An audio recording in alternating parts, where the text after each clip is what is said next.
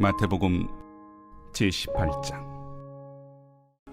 그때 베드로가 나와 이르되, 주여, 형제가 내게 죄를 범하면 몇 번이나 용서하여 주리이까?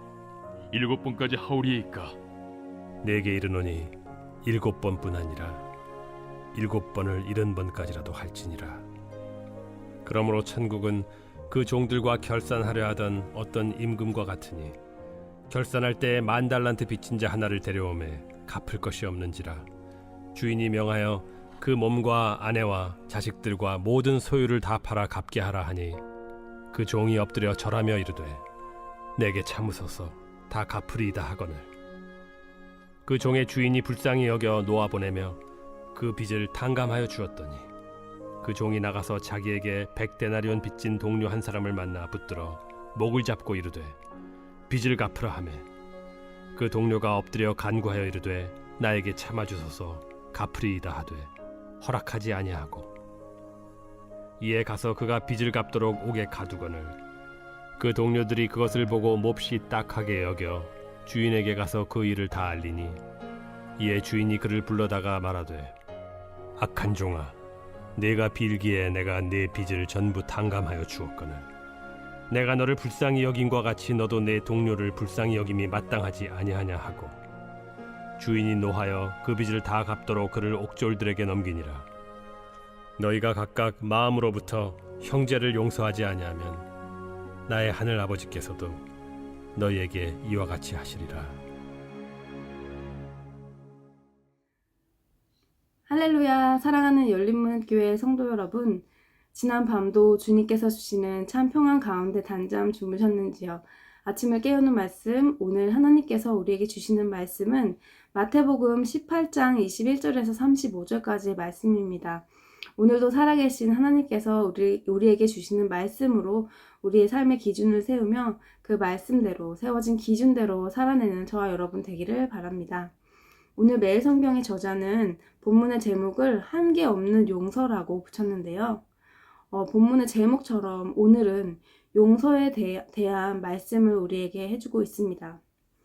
먼저 용서에 대한 그런 말씀을 하기 이전에 예수님께 베드로가 한 질문이 나오는데요. 베드로가 형제가 내게 죄를 범하면 몇 번이나 용서하여 주리이까? 하면서 베드로의 질문 속에는 자신이 7번까지 용서해 주리이까 하는 물음 가운데 자신이 그 7번까지 용서해 주려는 그 질문이 스스로 옳다고 여기며 의기양양하게 예수님께 질문하는 그런 의중을 우리가 알 수가 있습니다. 하지만 역시 베드로의 생각과 한계를 깨고 예수님께서는 그에게 7번씩 70번까지라도 용서하라고 말씀하십니다. 그리고 나서 은혜를 모르는 종의 비유를 말씀해 주시는데요.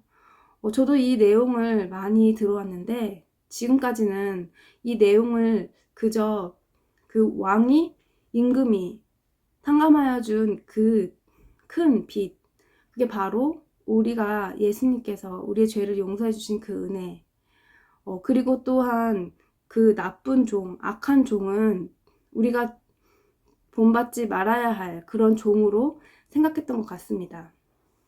하지만 오늘 말씀을 찬찬히 읽어보니 새롭게 눈에 들어오는 그런 말씀들이 있는데요.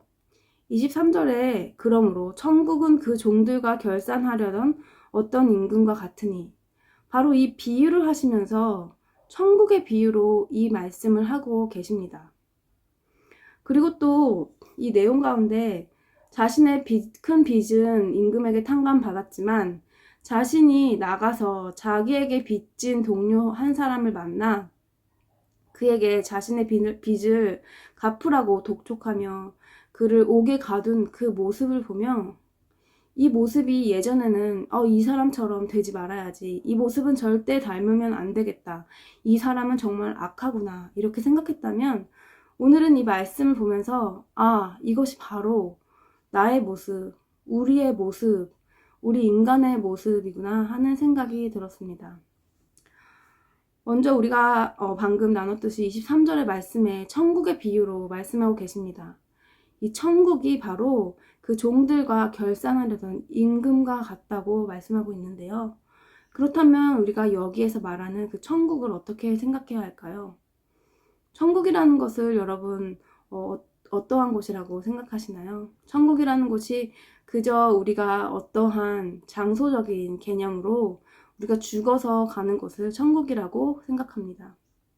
하지만 우리가 배운 대로 잘 알다시피 천국은 바로 하나님이 함께 거하시는 곳이 천국입니다. 오늘 이 은혜를 모르는 종의 비유를 통해서 하나님께서 우리에게 말씀하시는 것이 바로 하나님과 함께하는 그런 삶이 어떠한 삶인지에 대해서 우리에게 말씀해 주시는 것 같은데요. 어제의 말씀에서도 우리가 교회 안에서 질서에 대해 어떻게 조치를 취해야 되는지 그 3단계를 말씀해 주시면서 우리에게 정말 실제적이고 프랙티컬한 말씀을 예수님께서 해 주셨습니다. 오늘 또한 그 용서라는 그 가치가 그리스도인들에게 정말 그 십자가에서 예수님께서 우리를 위해 예수님께서 우리 죄를 하나님께서 예수 그리스도를 통하여 용서해 주신 그 복음의 가치가 그대로 담아져 있는 그러한 내용인데요. 죄로 인해서 죽을 수밖에 없는 우리를 예수 그리스도의 십자가로 구원해 주신 그 복음의 메시지가 오늘 본문 가운데 우리에게 다시 한번 말씀해 주고 있는 것이 아닌가 싶습니다. 우리의 삶에 있어서 용서라는 것도 그리스도인이 가장 중요하게 행해야 하는 그러한 행위일 것입니다. 그런데 우리의 그리스도인들의 삶의 행위라는 것이 우리가 행해야 하기 때문에 그것을 꼭 지켜야 하기 때문에 어떠한 율법적으로 행동을 하는 것이 아님을 우리는 배워서 알고 있습니다.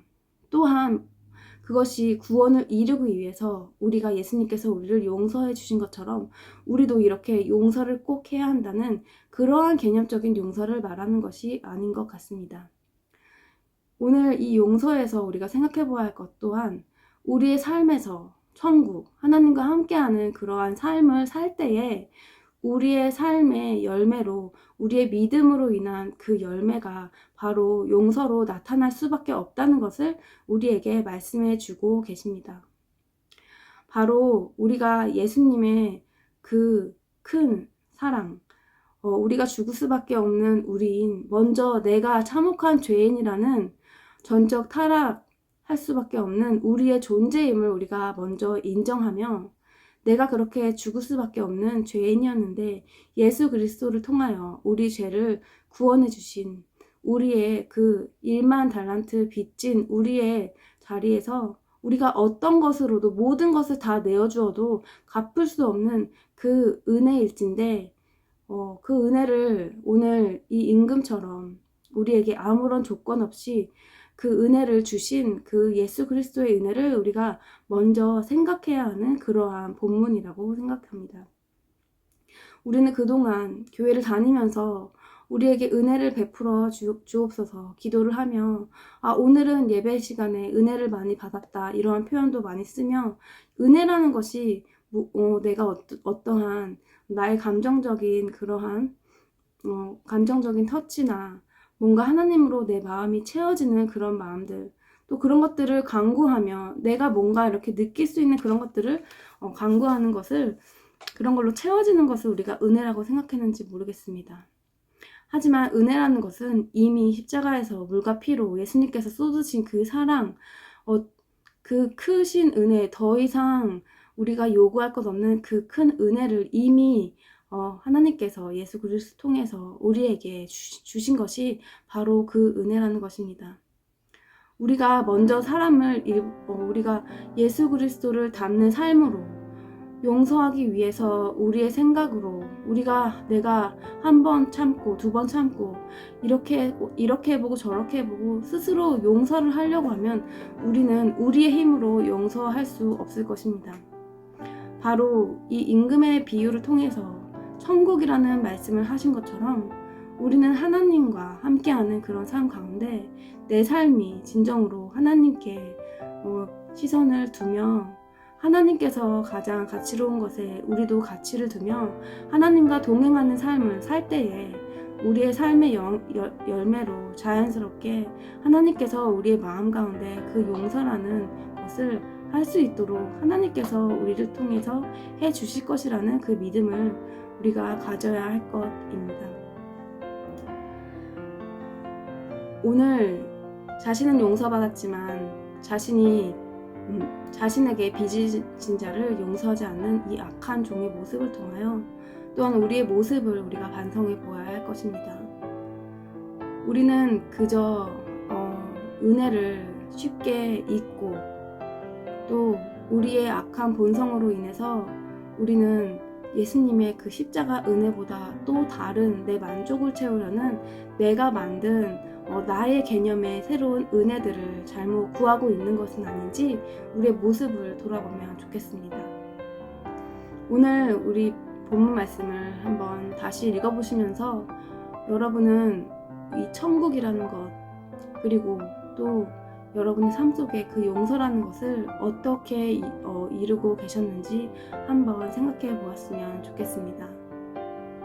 그 천국이라는 것, 먼 훗날에 내가 갈 곳이라는 그런 막연한 생각이 아니라 하나님과 함께하는 곳이 천국이라는 것, 그리고 우리는 지금도 매일의 삶 속에서 그 천국의 삶을 이루어 나가는 그런 삶을 살아야 한다는 것, 그리고 용서라는 것은 내가 내 힘으로 하는 것이 아니라 하나님과 함께 그 천국에서 함께하는 그런 매일의 삶 속에서 하나님과 함께하는 삶 가운데서 우리에게 이루게 해주실 그러한 열매라는 것을 기억하며 오늘도 내 안에 주신 은혜를 먼저 묵상하고 하나님께서 내 마음 가운데 용서해야 할 자들을 생각하게 해주신다면 주님께 그들을 나를 먼저 긍휼히 여겨주셔서 기도하며 그들을 위해 기도하며 우리가 하나님께서 나를 통해 하시는 그런 용서를 깊이 체험하는 우리 삶이 되기를 바랍니다.